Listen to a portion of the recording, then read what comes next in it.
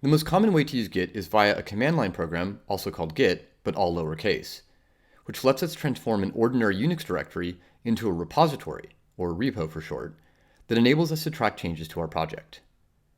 In this section, we'll begin by installing Git, if necessary, and doing some one-time configuration. To see how Git works and what benefits it brings, it helps to have a concrete application in mind. So we'll be tracking changes in a simple project consisting of a small website.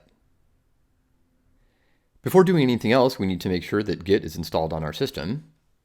You may recall from Learn Enough command line to be dangerous that we can check to see if an executable exists using the which command.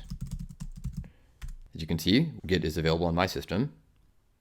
Git also comes pre-installed with the Linux virtual machine described in the written tutorial.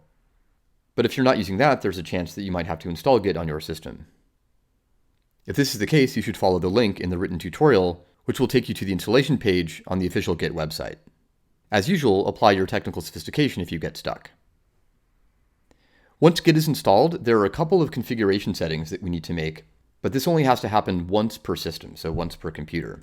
Let me show you. First, you need to configure the system with your name. We'll be talking more about the structure of commands in just a moment, but for now, just copy this down and take my word for it that it works.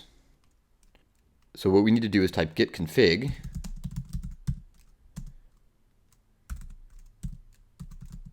-- global user.name and then your name. In this case, type my name, but you should substitute your name. And then we need to give Git an email address.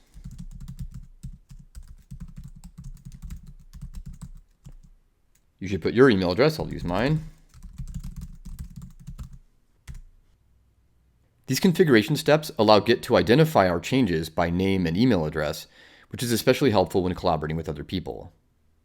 It's important to note that the name and email address we use here will be viewable in any repositories we make public, so don't expose any information you'd rather keep private.